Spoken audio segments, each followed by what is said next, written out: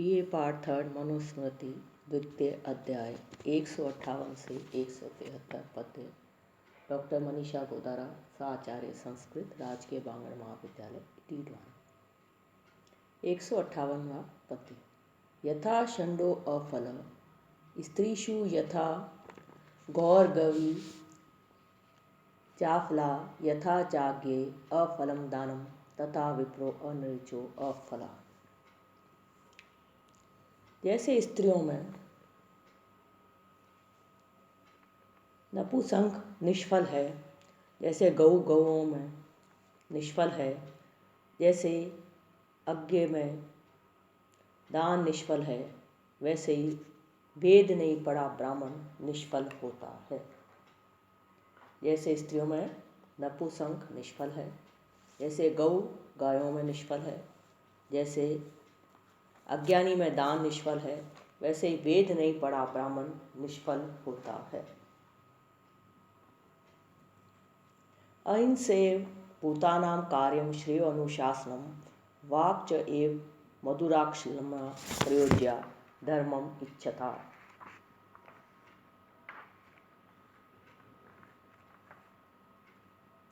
धर्म की इच्छा करने वाला मनुष्य प्राणियों को अहिंसा में ही कल्याण के लिए शिक्षा दे। धर्म की इच्छा करने वाला मनुष्य प्राणियों को अहिंसा में ही कल्याण के लिए शिक्षा दे और मीठी और कोमल वाणी बोले। प्राणियों के कल्याण के लिए अहिंसा से अनुशासन करना श्रेष्ठ है। धार्मिक शासक को मीठे और नम्र वचनों का प्रयोग करना चाहिए। यस्य वांग मनसि शुद्धे सम्यक गुप्ते च सर्वदा स वै सर्वम आपनोति वेदांतोपगतम फलम। जिसकी वाणी और मन शुद्ध हैं और ये अच्छे प्रकार से रक्षित हैं, वही सब वेदांत के फल को पाता है। जिसकी वाणी और मन शुद्ध और हमेशा सम्यक रीति से सुरक्षित हैं, वह वेदांत में कहे हुए सभी फलों को पाता है।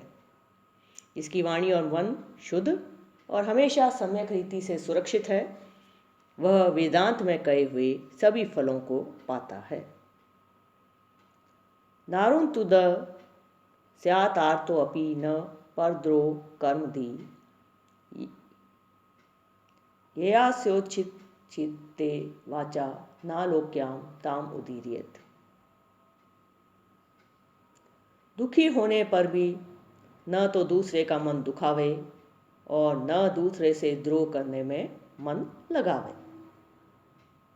जिससे किसी को दुख हो, ऐसी बुरी वाणी भी नहीं बोले। स्वयं दुखी होते हुए भी किसी का जी नहीं दुखावे।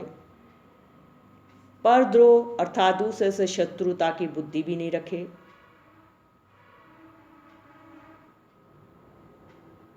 जिससे किसी को दुख हो, ऐसी बुरी वाणी भी नहीं बोले।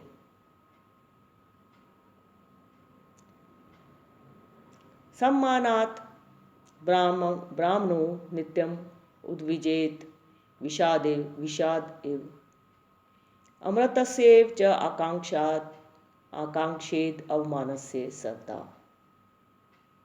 ब्राह्मण को चाहिए कि सम्मान से विष के समान नित्य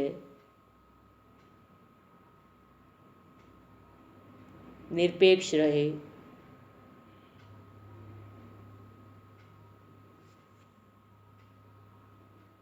ब्राह्मण को चाहिए कि सम्मान से विष के समान नित्य डरता रहे, क्योंकि गर्व हो जाएगा, घमंड हो जाएगा और अमृत के समान अपमान की इच्छा करता रहे, अर्थात तिरस्कार होने पर खेद न करे, मान और अपमान दोनों को सह ले।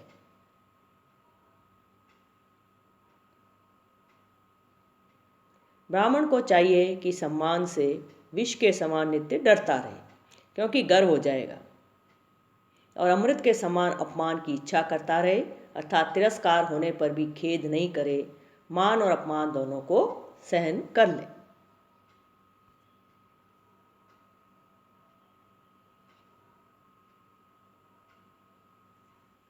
सुखम ही अवमतः शेते सुखम च प्रतिबुध्यते सुखम चरितम लोके अस्मिन् अवमंता विनश्यति।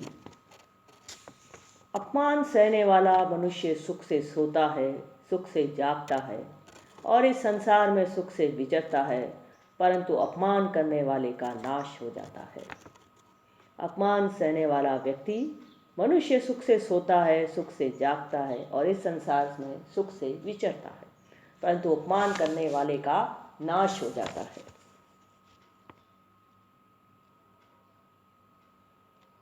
अनेन क्रम योगेन संस्कृत आत्मा द्विज शनै गुरौ वसन संचुन्यात ब्रह्मादिकम तपः। इस क्रम से संस्कार किया हुआ द्विज गुरु के पास रहता हुआ धीरे धीरे वेद के ज्ञान के लिए तप का संचय करे। इस प्रकार से संस्कृत होकर ब्राह्मण के साथ रहकर वेद ज्ञान की प्राप्ति के तप का धीरे धीरे संचय करे। तपो विशेषै विविधै व्रतैश्च विधि चोदितैः वेद कृत्सनो अधिगंतव्य सरस्यो द्विजन्मना।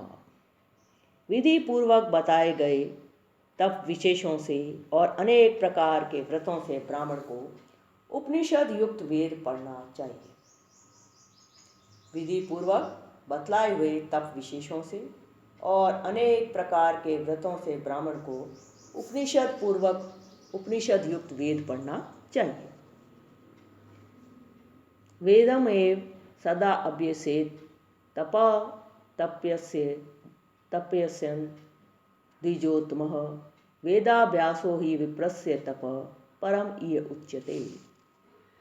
ब्राह्मण तप करता हुआ सदा वेद का ही अभ्यास करता रहे, क्योंकि इस लोक में वेद का अभ्यास ही ब्राह्मण का बड़ा भारी तप कहा गया है, परम तप कहा गया है। ब्राह्मण तप करता हुआ सदा वेद का ही अभ्यास करता रहे, क्योंकि इस लोक में वेद का अभ्यास ही ब्राह्मण का बड़ा भारी तप कहा गया है।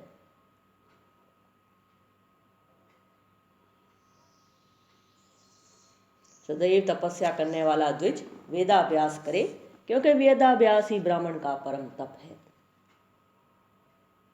आहेव स नखाग्रेभ्य परम तप्यते तपः स य सृग्व्यापी द्विजो अदिते स्वाध्यायम शक्तिनो अतो अन्वहम्। जो ब्राह्मण माला धारण करके अर्थात ब्रह्मचर्य के नियमों में जो माला धारण करना निषेध है, उसको पहनकर भी नित्य प्रति शक्ति के अनुसार वेद पढ़ता है, वह चरण के नखों तक अर्थात सर्वदेव व्यापी बड़ा भारी तप करता है। जो ब्राह्मण माला धारण करके अर्थात ब्रह्मचारी के नियमों में जो माला धारण करना निषेध है, उसको पहनकर भी नित्य प्रति शक्ति के अनुसार वेद पढ़ता है, वह चरण के नखों तक अर्थात सर्वदेव व्यापी बड़ा भारी तप करता है। जो ब्राह्मण माला पहनकर अपनी शक्ति के अनुसार नित्य वेद पढ़ता है, वह नखों के अग्रभाग तक अर्थात संपूर्ण शरीर तक तप करता है।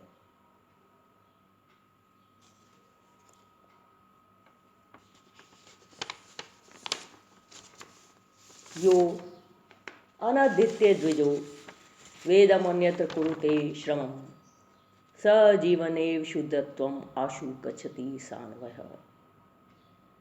जो ब्राह्मण वेद को न पढ़कर और शास्त्रों में परिश्रम करता है, वह जीते जी कुटुंब सहित शीघ्र शूद्र हो जाता है। जो द्विज वेद को न पढ़कर अन्य शास्त्रों में परिश्रम करता है, वे जीता हुआ ही वंश सहित शूद्रत्व को प्राप्त हो जाता है। मातुर अग्रे अधिजन्म द्वितीयम मौंजी बंधने तृतीयम यज्ञदीक्षायाम द्विजस्य श्रुति चोदनात्। वेद की आज्ञा अनुसार ब्राह्मण का जन्म प्रथम जन्म माता से, दूसरा यज्ञोपवीत से और तीसरा यज्ञ की दीक्षा में होता है। प्रथम जन्म माता से, दूसरा यज्ञोपवीत के समय और तीसरा जन्म वेद द्वारा द्विज की यज्ञ दीक्षा के समान समय होता है।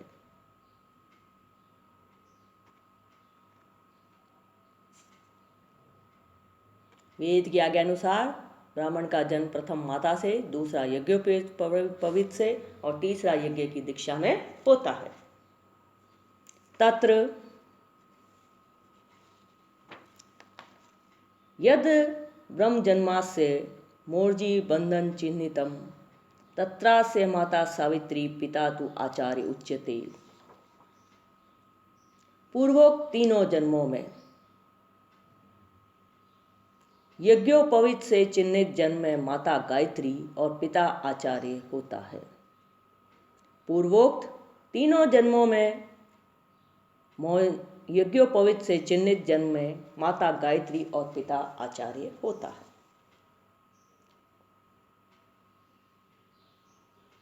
इन तीनों जन्मों में यज्ञोपवीत के चिन्ह वाला जो ब्रह्म जन्म है उसमें उस ब्राह्मण की गायत्री माता और आचार्य पिता कहलाता है।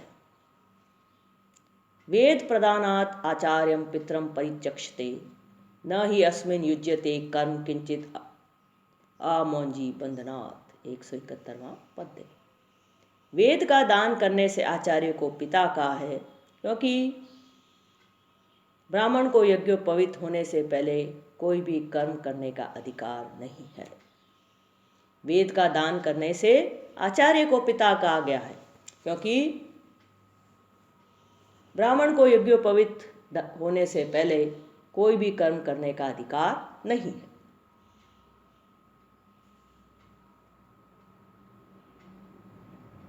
वेद की शिक्षा देने से आचार्य को पिता कहते हैं, क्योंकि यज्ञोपवीत होने से पहले कोई भी वैदिक कर्म करने की क्षमता द्विज में नहीं होती है।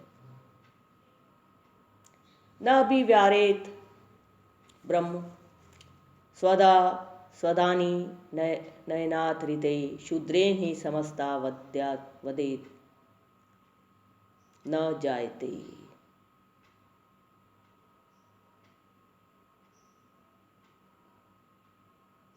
शूद्रेण ही समस्ता वेदे न जायते। स्वदा नियम के बिना अर्थात श्राद्ध मंत्रों के सिवाय वेद मंत्र यज्ञोपवीत के पहले नहीं उच्चारण करें, क्योंकि जब तक वेद में अधिकारी नहीं होता तब तक शूद्र के समान है।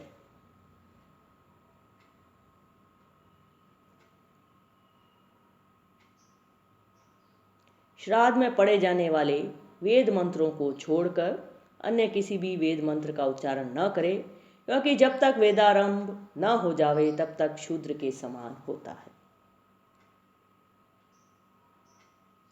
क्रतोपनयनस्य अस्य व्रतादेशनम ईष्यते ब्रह्मणो ग्रहणम च एव क्रमेण विधि पूर्वक। यज्ञोपवीत के अनंतर व्रतों का उपदेश और वेद पाठ क्रम से विधि पूर्वक कहे गए हैं। यज्ञोपवीत के अनंतर व्रतों का उपदेश और वेद पाठ क्रम से विधि पूर्वक कहे गए हैं।